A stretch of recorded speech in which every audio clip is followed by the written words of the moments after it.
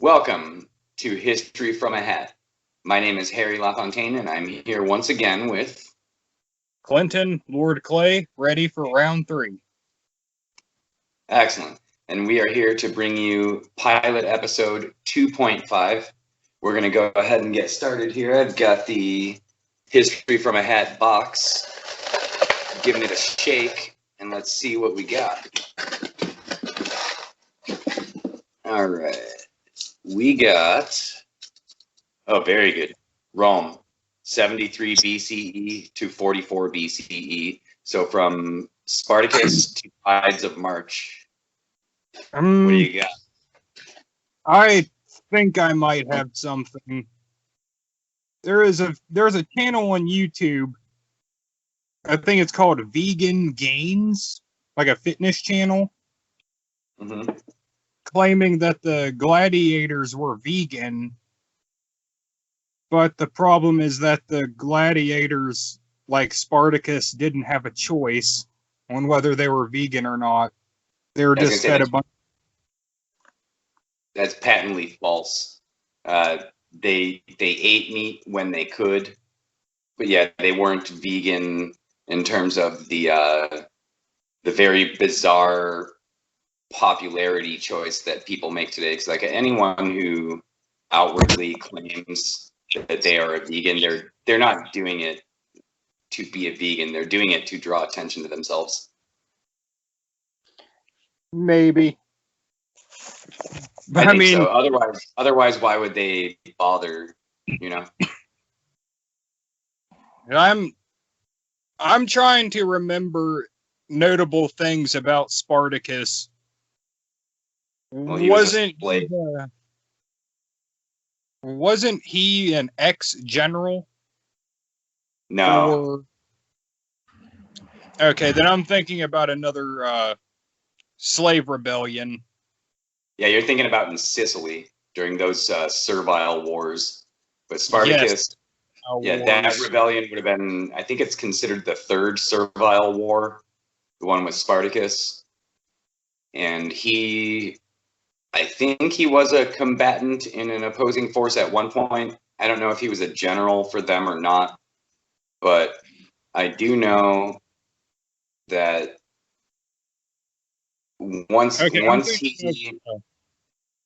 What's that? I'm thinking of someone else, because the person I'm thinking of, he was semi-successful in Sicily, but he was a Seleucid. He was a captured Seleucid general. Yeah, I think I know who you're talking about too. I can't think of his name, but that would have been like right on the tip of my tongue. I just cannot remember it. I think that was the second servile war. But yeah, with Spartacus, I know that once he gathered his rebellion and was free from chains, he was quite a force to be reckoned with. He knew the lay of the land, and he was gathering popular support wherever he went. At least according to historians, that's what he was doing. And then he was ultimately defeated by Crassus, who was a member of the third triumvirate, or the first triumvirate, rather. And then Pompey swooped in on Crassus and kind of like took credit for Crassus's victory over Spartacus, which created a permanent rivalry between Crassus and Pompey. I can't remember much else except for,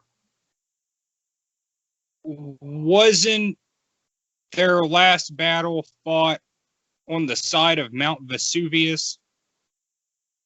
Possibly. I don't know the answer to that.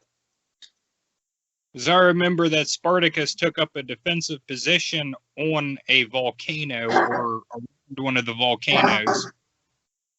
Yeah, I'm not sure. Possibly, though. Or maybe I'm thinking of Mount Etna. Yeah, because I think they were in mainland Italy, towards the eastern side of southern Italy, so opposite of Pompeii.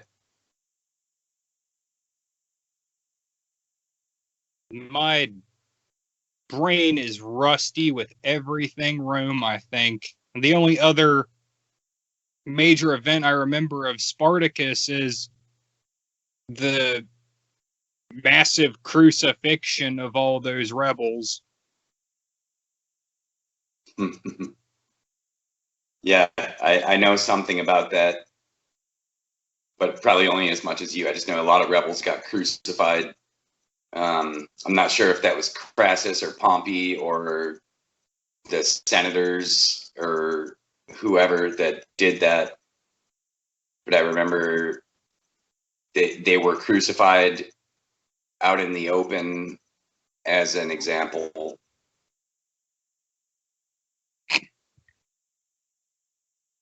Common So after, Roman. oh yeah, well it's a practice of total dominance. It's like Machiavelli said, it's better to kill 100 men in one day than it is to kill one man a day for 100 days. And there's logic in that, is that you will stamp your authority when necessary and you will do so viciously, but you're not just going to do that all the time every day, because then your people would be living in constant fear. You want, as a governor of anything, you want your people to be mostly content. And if they're just constantly afraid, then you're not really doing your job. That's one thing about Machiavelli that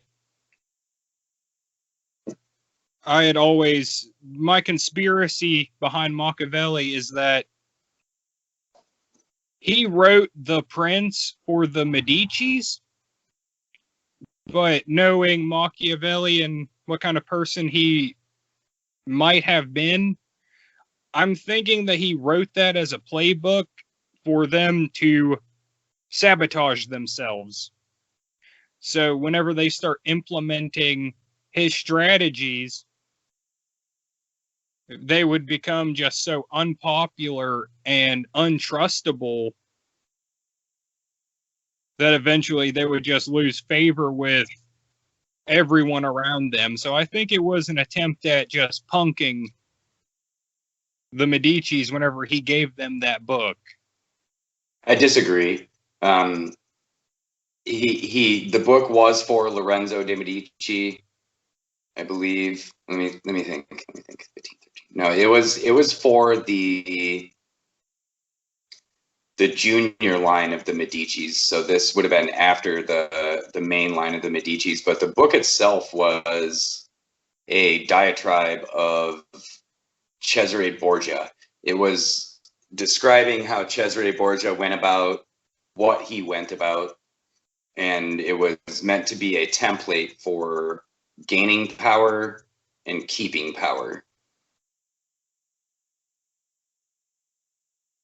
I can't remember the name of the title, but I think I enjoyed some of his other works more than The Prince. And the one is called The Life of Castruccio, I think. There's another one called The Discourses of Livy, and that's probably the second most popular Machiavelli work. I'd have to pull the book off my library shelf to remember the exact title, but he did kind of like this biography of a duke that I think was contemporary to him.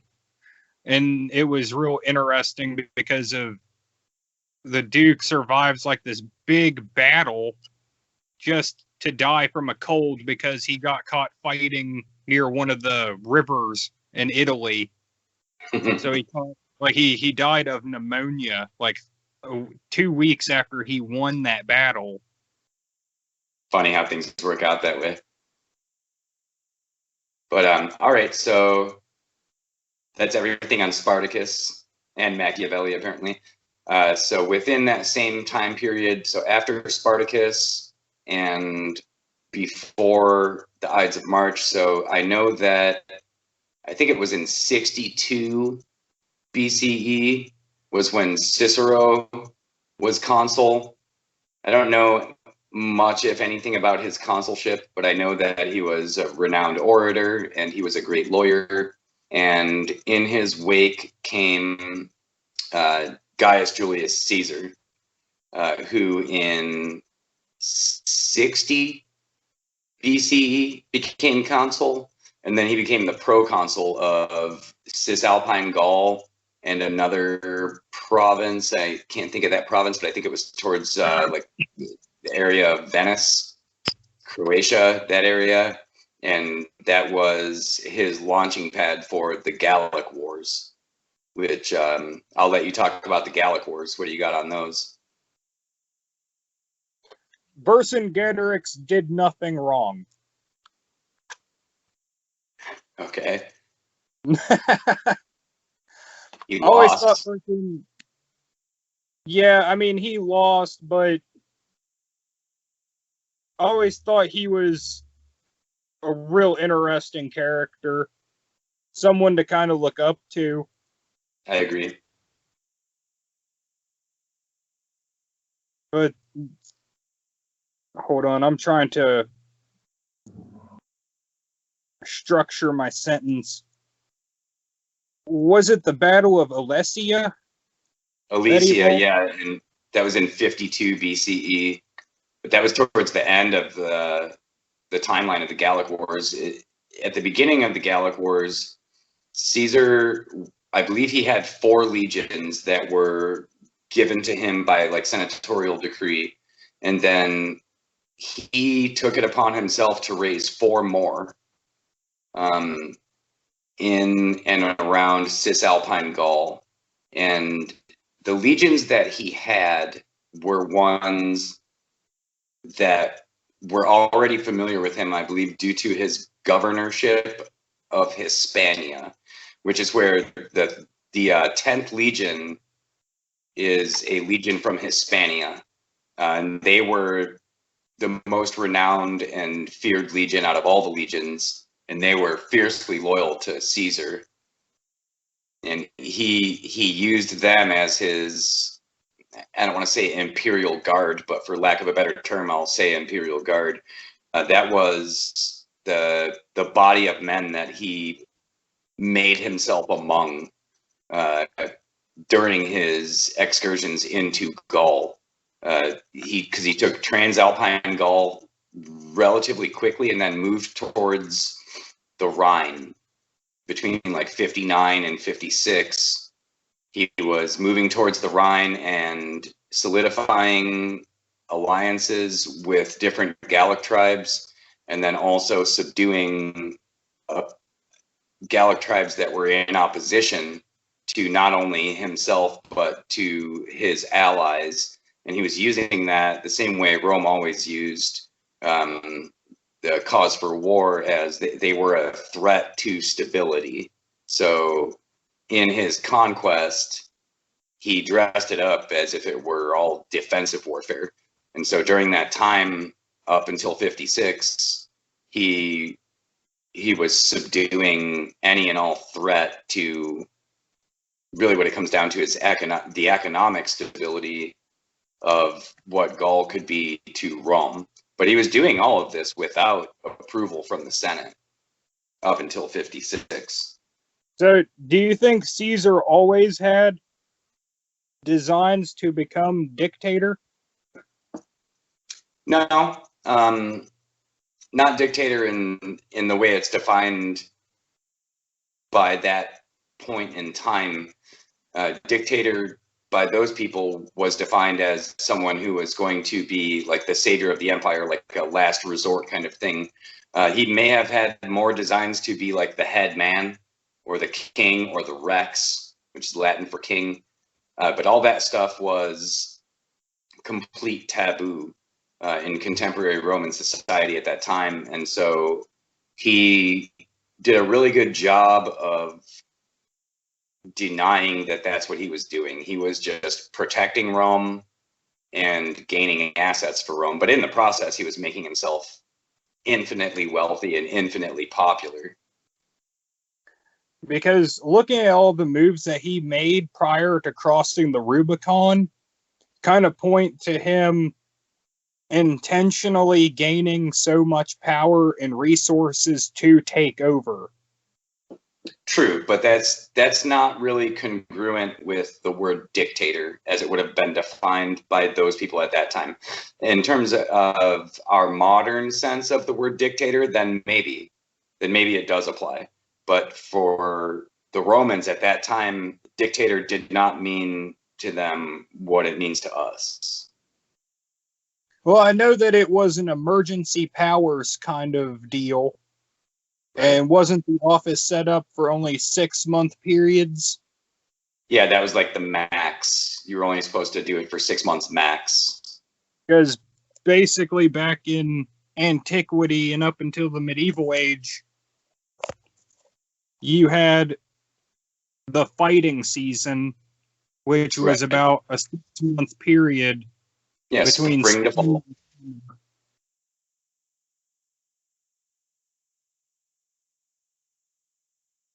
Hello?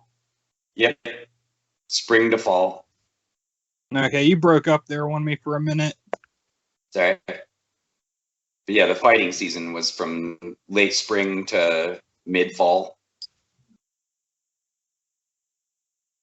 Then winter, just had to hope that you didn't freeze to death or starve, because all the men that could plant. Yeah, and they would winter themselves, like any campaign that was going on, whether it was Caesar in Rome or any time period or not, really, up until the Industrial Revolution, it was you would winter yourself.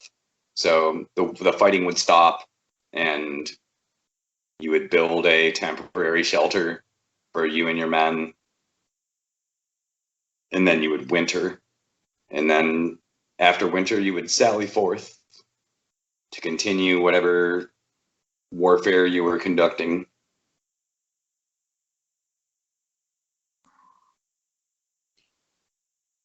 Well, so they continue on. The extreme cases where the fighting happened during snowstorms and stuff, I guess, like, always a bad move, in my opinion. Yeah, I mean, I don't even know of any examples of that until, like, Peter the Great. Well, Hannibal's a good example. He crossed the Alps during, wasn't it almost winter time? Whenever he was trying to cross the Alps. I think it was February, but I can't be sure. So treacherous enough, like, for all the losses of attrition he suffered crossing those mountains. Which is actually, that's a good point to bring up, because Hannibal and the Carthaginians, and before them the Phoenicians, they were much more used to very mild winters. So it's possible that in crossing southern France and entering into the Alps, Hannibal did not understand what that winter was going to mean in terms of attrition and the struggle that it was. A complete lack of awareness of meteorological phenomena of places you're trying to conquer. Mm-hmm. That could have hurt him greatly. And I believe that with Hannibal, because it's well known even to the amateur historian that he entered the Alps with like 30-something elephants. And when he came out into Italy, he only had 1 elephant left. And I think people attribute that to elephants randomly dying or not being able to make it and things like that. But in my mind, he only had 1 elephant left because they ate the others to survive. And half of his men, that was a large army. He lost a third of his men and almost all of his elephants. I think they were eating the elephants. Quite possible. I've never heard of anyone actually eating elephant, so I don't know. Yeah, I mean, it's not too far-fetched in my opinion as far as a hypothesis, because if they were dying making their way into the territory, and you're up in the mountains and it's freezing cold and there's that many men, like if you have 100,000 men, how much food is that on a daily basis?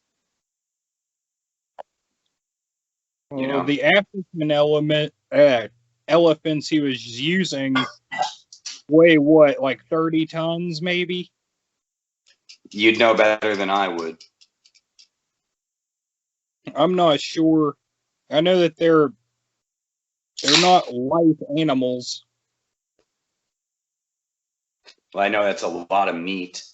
So do you think one dead elephant could feed 100,000 men for a day? I mean, that's a crazy amount of food. 100,000 men per day.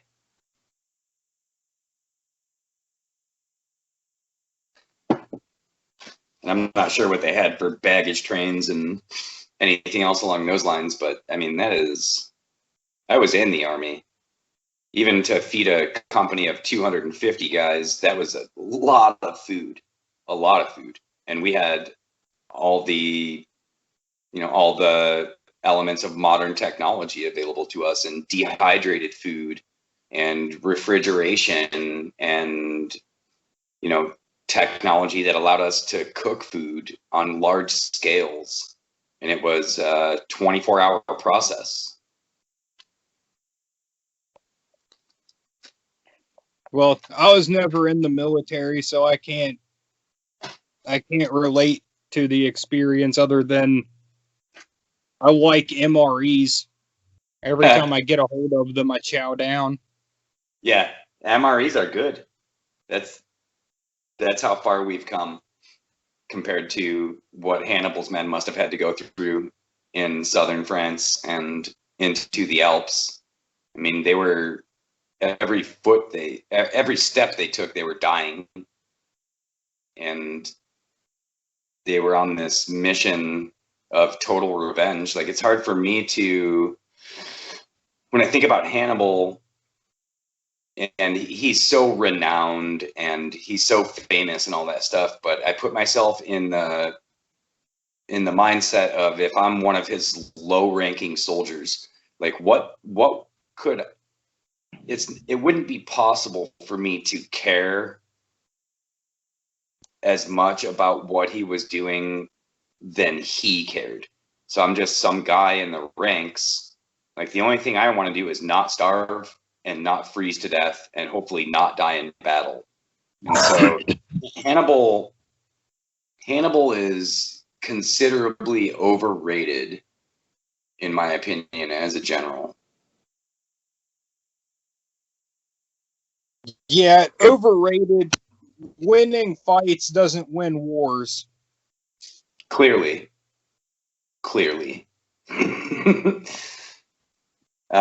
All right, so that's enough of that. I don't know how we got into Hannibal so deeply in our period of 73 BCE to 44 BCE, but we left off at 56 BCE in Gaul.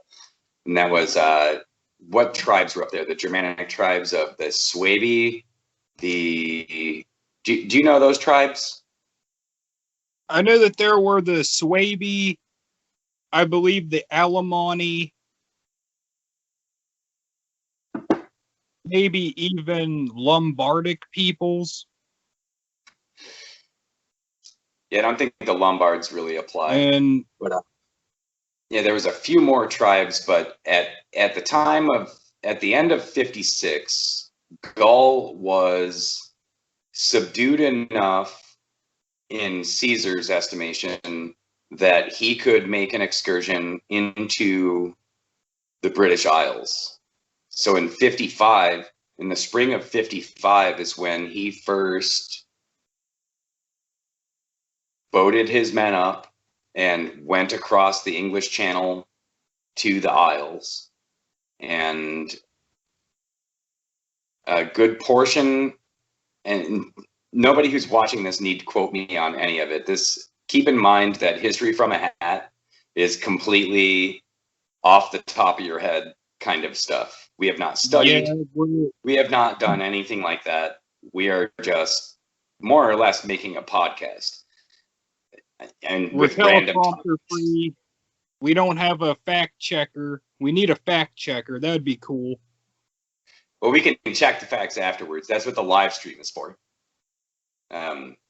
So if people would join us in the live stream, then we could interact that way. Because in the meantime, we're doing nothing but try to make the best audio content we can. So that involves leaving our recording devices, which are our phones, stationary, and we're not hunting and pecking around online trying to make it perfect. But so anyway, in 55, And they crossed the English Channel, and they had to build those boats with local timber, and they were poorly built, and there was some kind of storm that took place either upon their landing or shortly after their landing, which destroyed like a bunch of their boats. And they were met by these tribal people, the Pictish type people, meaning painted, and they were able to maintain their military camp. They did a little bit of exploring. They did a little bit of fighting. And in that process, Caesar's backline was tasked with rebuilding their ability to go back to Gaul, which they did. And then in 54 BCE, a very similar process took place. And then when they went back, part of the Navy, which would have been, it's not really a Navy, it's not a naval fighting force, it's boats carrying infantry. it was dedicated transport. Exactly. And so part of that force broke off or got blown off in the course of a storm and was blown into like modern day Northwest Germany / Northeast France region, like to where the Suebi would have been. And it was like 300 guys. And Caesar, upon landing, went north. And those guys had formed some kind of perimeter around themselves, and most of them survived. And he fought off the Germanic antagonists and got his men back. I'm not sure what legion those men were from, but he rescued them. Caesar was most I think renowned. it was the 8th or 9th legion. Come again? It might have been the 8th or 9th legion. You're talking about whenever Caesar was playing seesaw with those Britons, right? Yeah, but after he came back to mainland Gaul and Germania, around the Rhine. Uprisings. No, I'm talking about a small detachment of men got separated from the men who were coming back from Britannia. They got separated or blown off course by a storm, and they were surrounded by Germanic tribes, Germanic barbarians, whatever you want to call them. Okay. And he went up there. He went up there and saved them. My timeline's kind of coming back to me. I just watched.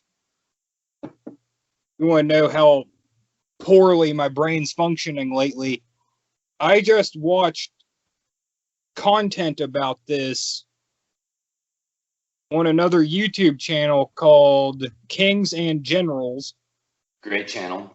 I would love for them to allow me to write for them. Love that channel. The content from them's always like spectacular. And I just watched this maybe a few weeks ago, and no recall whatsoever besides maybe a few tidbits. That's where I'm at right now. It happens. Well, then moving on from there, then, so you're getting into 53 to 49. That time span, Caesar went back through Gaul and was sort of reconsolidating different alliances and different friendships with Rome, if you will, and continuing to eradicate those who opposed the structure that was going to be put in place, which one of those people was Vercingetorix, and he was voted by the disparate tribes to be sort of their dictator, their man in charge, and that culminated in a couple of battles. I don't remember. There's one battle that I don't remember, and I'm ashamed that I don't remember, but Caesar almost lost at that battle, or maybe even did lose, and was forced into kind of reconsolidating himself and his men and what they were doing. And that series of events led up to the Battle of Elysia, which is, I mean, to me, it might be the most brilliant military endeavor in the history of humankind. I'm trying to remember the name of that battle also. Didn't he have to make a quick tactical retreat because of it? Yes. Whenever Vercingetorix was trailing behind him? Mm-hmm. Yes. And then afterwards, Vercingetorix took his men and sort of just took over the city of Elysia, and they holed themselves in. And then the legions came.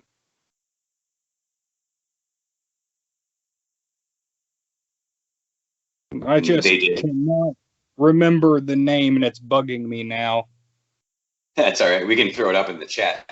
But the Battle of Elysia itself, when Caesar dug in for a siege and created that barricade around the outside of the city to kind of starve them out, and then Vercingetorix was sending riders out to make contact with his different allies, and Caesar caught wind of it and learned that there could be reinforcements coming from the outside, and so he built that exterior wall around his men. So the legions that were there were within like a double barricade kind of situation. There was a barricade around Elysia and a barricade around the outside of themselves to protect from the reinforcements. And they really did a great job of winning that battle, which is just, it's mind blowing. I mean, we could go into that. I should make a video about that. I've already written a few essays on it. That's like a good 2 hours worth of stuff right there you could talk about. Easily. And speaking of kings and generals, I think they did a video on it. And I mean, it was brief, it was like a 17-minute video or whatever. But yeah, for someone who really wants to study it and learn about it, I mean, Mark Antony is a name that comes to mind as someone who he made his name at the Battle of Elysia. He was a legate at that time. With my interest in miniatures and wargaming and stuff, I wanted to do a war game scenario around that battle. You should.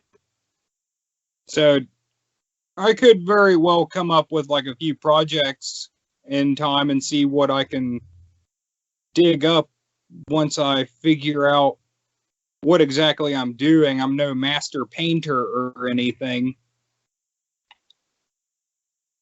I mean, I'm sure that fans of what we're doing here would enjoy watching something like that.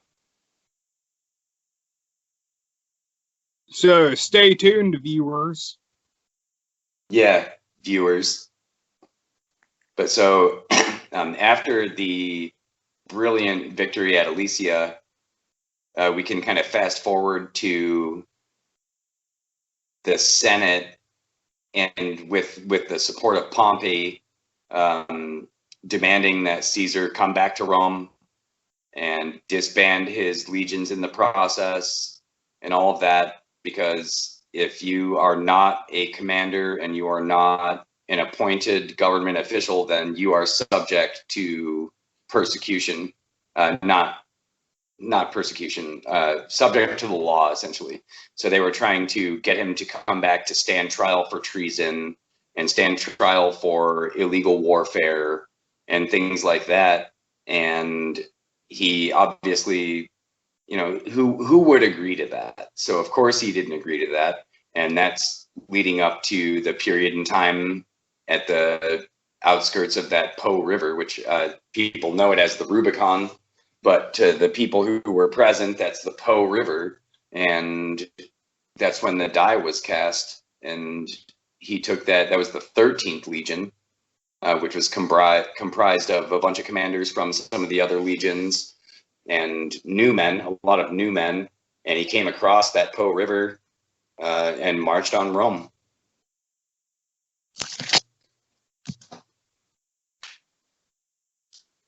Trying to think of something to contribute besides Caesar crossing the river would have been unthinkable to the Senate and the people, because he was essentially breaking, which law was it?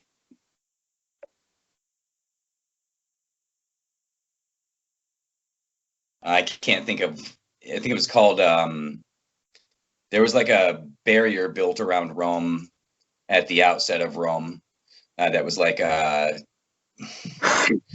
they even put them up in their camps where like you couldn't come into this imaginary boundary while you were armed.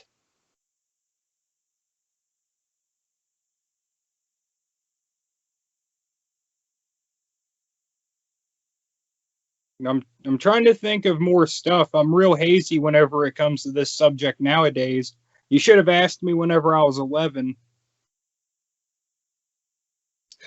So, well, then, regardless of that, so we still got a few years to go to 44 BCE. So Caesar did cross. He did march on Rome.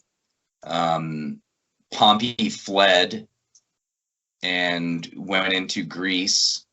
And Caesar wrested control of the Senate, who, you know, they bowed to him basically, which they made him, I don't know if they made him proconsul of Italy at the time or named him dictator quite at that time. But he took control. He took a little bit of time off, I believe, at that time. And then that was where he got into pursuing Pompey into Greece. And there was, I think it's, what is it, the Battle of Pharsalus? Is that the right one? I'm trying to remember. I know which one you're talking about. Yeah, so Caesar won that. Pompey continued to flee, ended up in Egypt.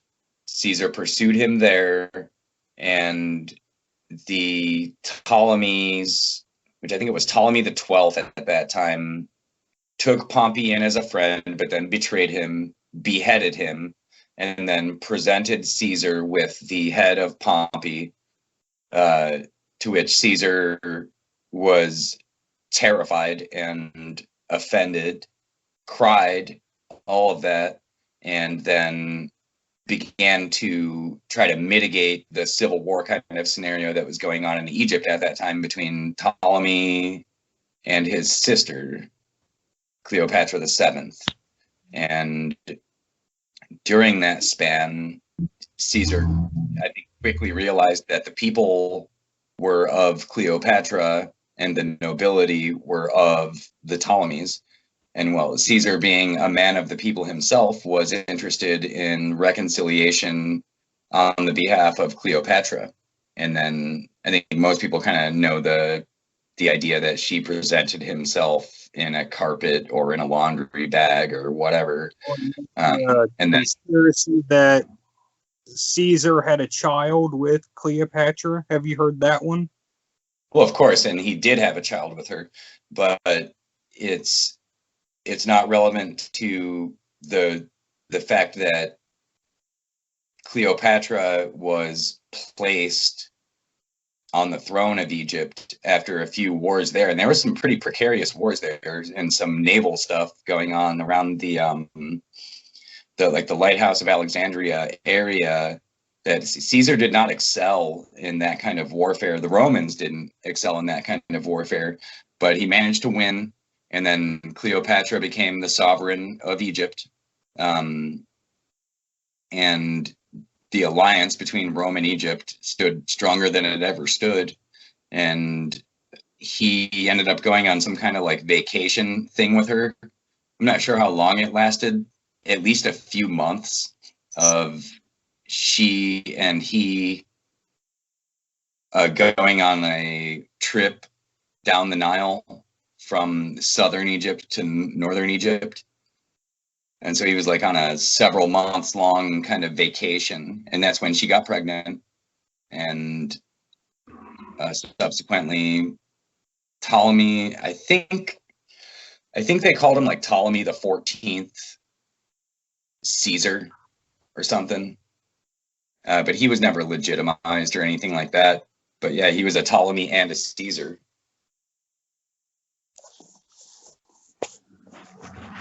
So I can't remember what happened to that little kid. He was probably killed by Augustus. There's ideas out there that he escaped and went into like the Levant and lived his life, to the end of his life somewhere else. But it's more likely that Augustus killed him.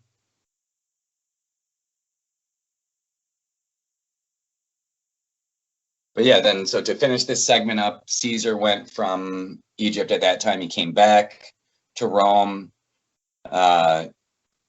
It may have been before that or at that time that he was given a 10-year dictatorship and then subsequently named dictator for life. And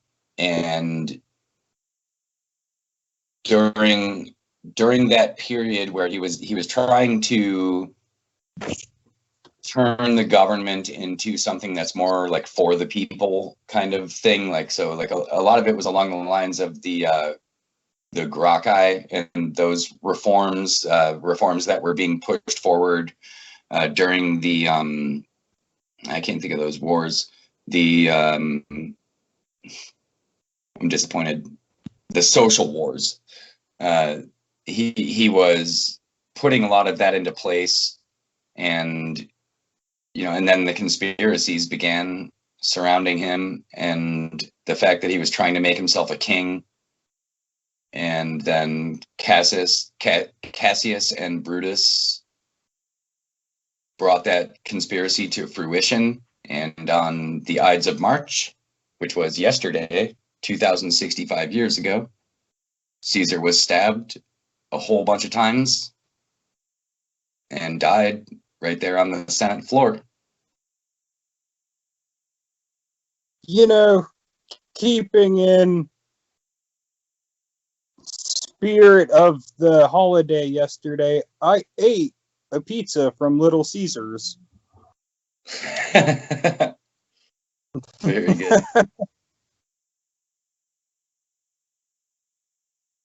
Is there anything else that you can add to that period of 73 BCE to 44 BCE? Anything you think I missed?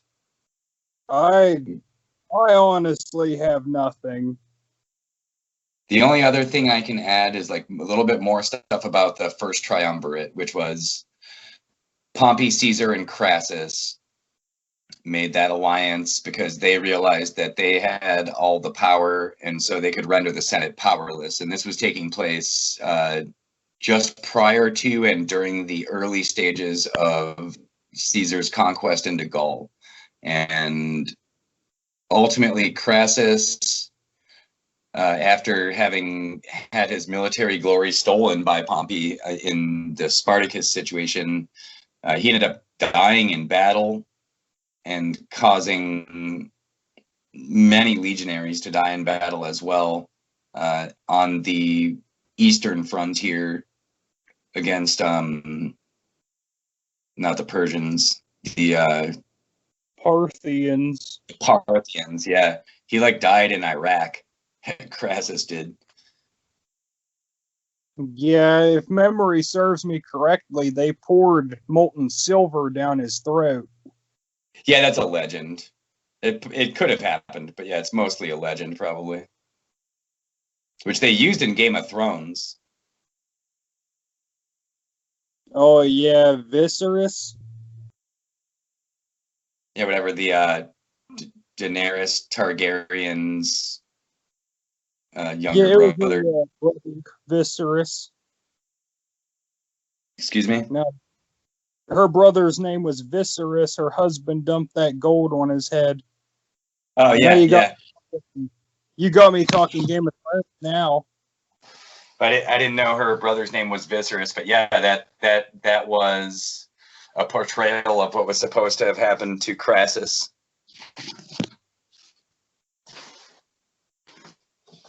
All right, I guess we're gonna ring the bell on this one. That was a good one. That was almost an hour, 47 minutes. All right, let's see. What do we got here?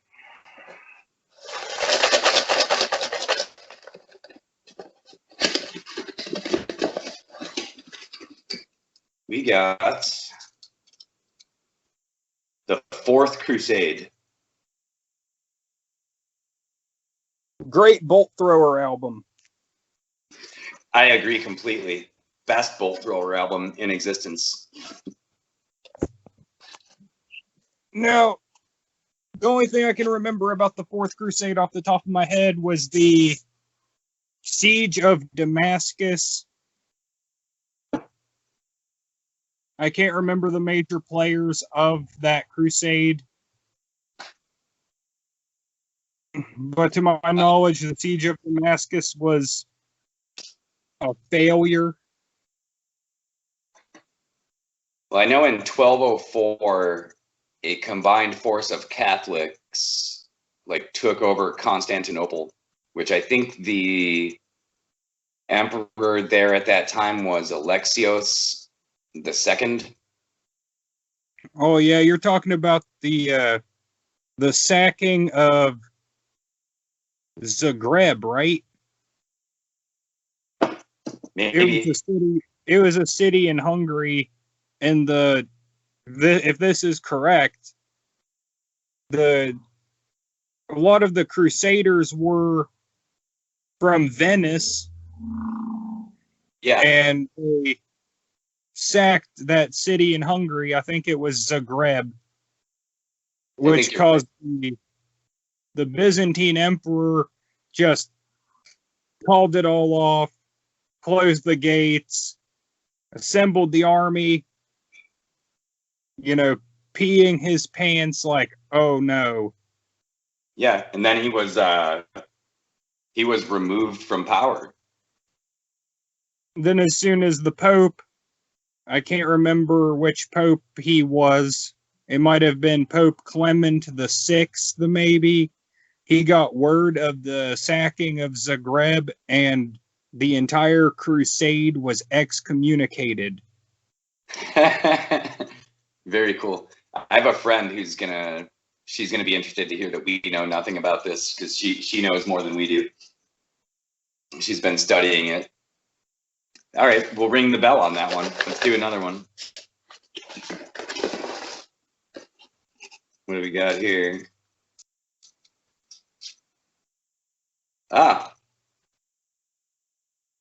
Nerva and Trajan. The first two of the 5 good emperors. Nerva and Trajan. I am only slightly familiar with Trajan. Can you refresh my memory about one of his notable achievements? He had many. We'll start with Nerva, though. Well, you know who Domitian was, right? Domitian. Domician? With a T. Yeah, Domitian. He was the younger brother of Titus and the second son of Vespasian. Okay, because I'm not entirely too familiar with him either. Well, he was People like to relate him to Commodus in that he was a ruler who led to much discord, and then there needed to be a recovery process. Unfortunately, the difference on the side of Commodus was that his death led to the crisis of the 3rd century, but Domitian's death led to the 5 good emperors, which were Nerva, Trajan, Hadrian, Antoninus Pius, and Marcus Aurelius. So Domitian reigned from 81 to 96, and this was during he took over right after the Colosseum was completed. And so it was during the period in Rome where like debauchery and complete bloodlust was like the ticket of the day. And he ultimately became paranoid in his older age, which he didn't even live to be that old. I think he was in his 40s, maybe early 50s, and he was assassinated, of course. And then the Senate elected this senator named Nerva, who was an old man, and he was renowned and pious and all that kind of good stuff. But his objective was to sort of create a dynasty that wasn't going to be a dynasty based on bloodline.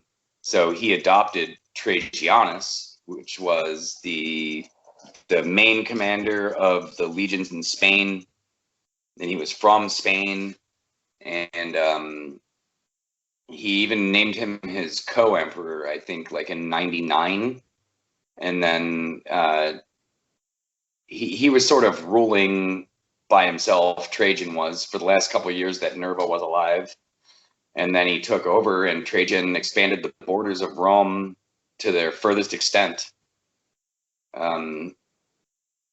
including lands north of the Danube, like Pannonia region. And there was he was the general, the winning general of a few major battles, and there's a column for him. I think it's just called Trajan's Column, and it's like a comic book of his exploits that circle around the column from the top to the bottom. Okay, I remember Trajan's Column now. Vaguely. But I'm drawing blanks with every single name you just said. Well, and he adopted Hadrian as well, and Hadrian was like his nephew or second cousin or something along those lines, and then took over after Trajan. But Trajan himself also did major road works. Like there was already a lot of road type activity going on, because I think everyone knows the phrase "all roads lead to Rome." Well, Trajan reinforced a lot of those roads and made a lot of new roads, and really made it so that all roads lead to Rome. And he did so. I mean, those were for military reasons. I think the common person hears something like that and they think about like walking down a hallway in a mall. That's not what the Roman roads were about. The Roman roads were about moving the highest number of military men from one place to another as quickly as possible so that they could do death and deal in death, not about the mall. You know, that's why the United States designed our highway system the same way, right? I did not. Yes. I don't think about U.S. history. Our current highway system, like the major highways, were designed to be able to move heavy equipment in the case of an attack from the Soviets. This was like height of the Cold War, like 1950s kind of stuff. Hell yeah. Excellent. They did a good job.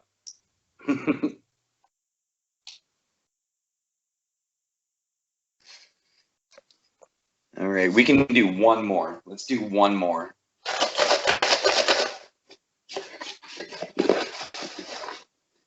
What do we got? We got the Opium Wars. The first thing that comes to mind is the film. There is a film about it. Haven't seen it. This was the end of the Qing Dynasty. Okay. Well, before maybe the 1880s. And maybe 10 years prior, the Qing Dynasty had just been in the Taiping Heavenly Kingdom Rebellion for 15 to 20 years. Speaking Greek, go on. The British Empire was coming into, I want to say it was Hong Kong initially, and selling opium to just regular old people for silver. And the emperor, and I believe the emperor's mother, the dowager emperor, she they tried to stop it, but then the British just kind of opened fire. Yeah, which would have been an extreme overmatch. But not really fair. Because still, like, going back to the Taiping Rebellion, you know that they never were able to estimate a true casualty count of that war? No. Some tens of millions possibly are estimated to have died as a result of that conflict. No kidding. Yeah. One notable event that happened was the Siege of Anqing and the siege, I think, of Suiyang. Now, Suiyang, I believe, it went on so long that they started cannibalizing each other. The people trapped in the city started eating each other because they were starving to death. And that's like how brutal, like that conflict was absolutely brutal. Wow. But to the height of it, you had the Taipings and the Qings doing nothing but wiping out the civilian populations on each side. Amazing. Which is what that culminated into. So by the time of like what would become the first Opium War, I believe, the Qing Dynasty was teetering on full-blown collapse. It might as well have not even been considered like a legitimate government. They had almost zero armed forces, zero money. The trade agreements between all the major powers like France, United States, the UK, the Dutch, maybe Japan at the time was still kind of getting involved, were super one-sided. So they weren't really making any bank as far as trade was concerned. They didn't have the people really to efficiently get taxes. So by the time the British opened those guns up initially, it was just you're shooting at a dead man. What about the involvement of the East India Company in the early onset of the Opium Wars? I'm not necessarily too familiar with that. Now, I know a little bit more along the lines of the Boxer Rebellion, but that was kind of United States Marines kind of caught the brunt of that. And I think that was maybe 1910.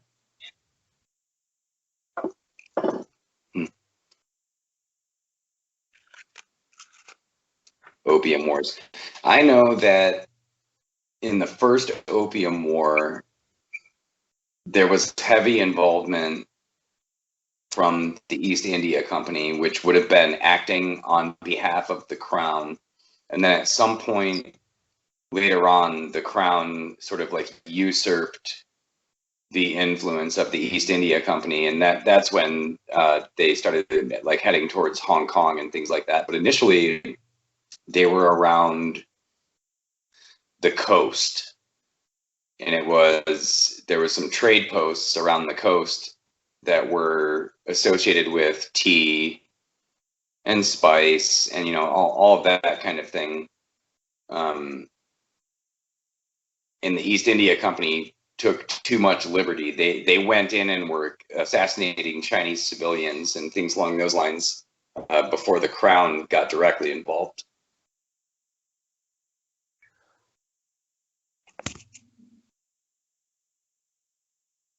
Yeah, that was definitely some shady stuff, but then you look at the human impact of what they were doing initially. Was opium was banned in Qing Dynasty China for a reason.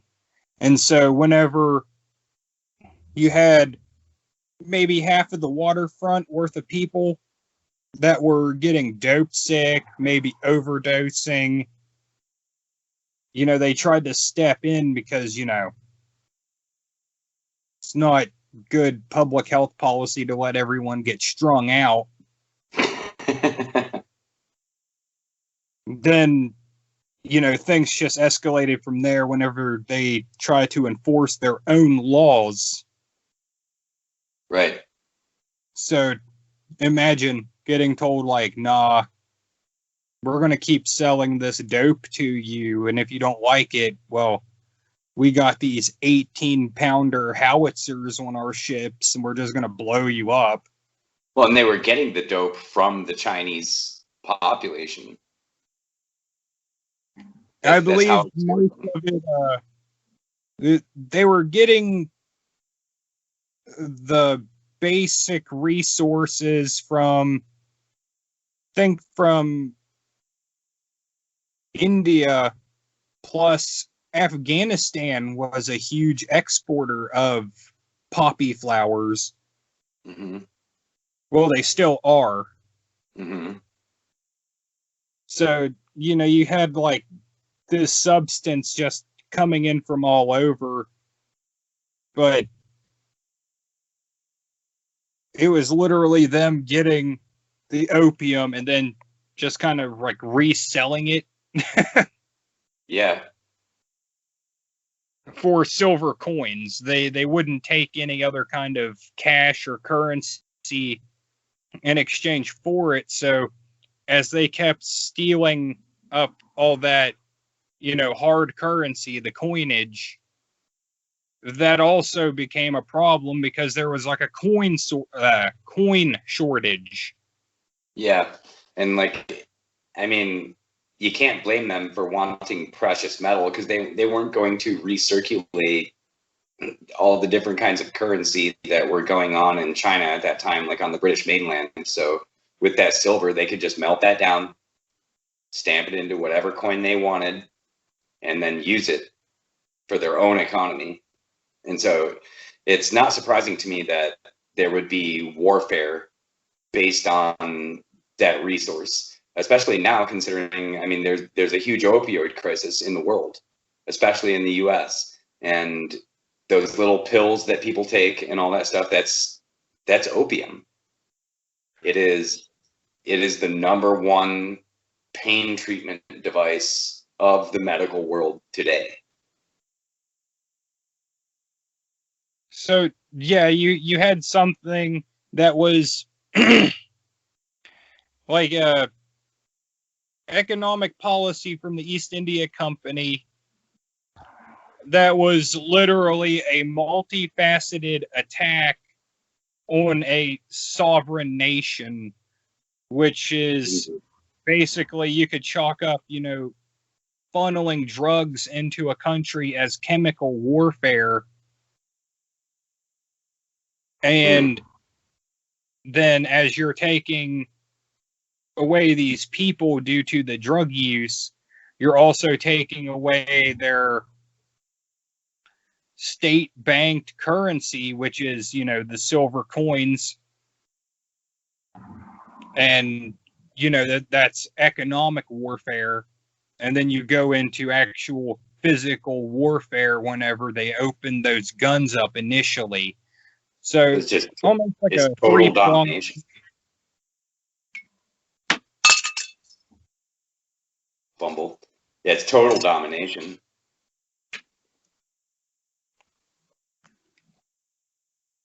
So definitely some shady stuff and things that even the Opium War even has, like, you know, it's still remembered. Like the current Chinese government remembers that, you know, as part of the century of humiliation and then the rise of Mao Zedong. Mm-hmm. So, I mean, that's a doctrine in China still, is to remember that. I don't blame them at all. But all right, well, this has been a great episode, and we will talk to everyone soon. Thank you, Clinton, Lord Clay, for participating again. And well, thanks for having me again. What'd you say? I said thanks for having me again. Oh, absolutely. When are we doing episode 4? As soon as possible. Well, we should arrange that sometime within, if not later, then maybe tomorrow. All right, yeah, sounds good. I'll hit you up on the outside of this, and I'm going to get to work on making sure this audio is good and try to throw some slides on it and get it uploaded. And thank you all for tuning in if you're actually watching this, and we will see you next time.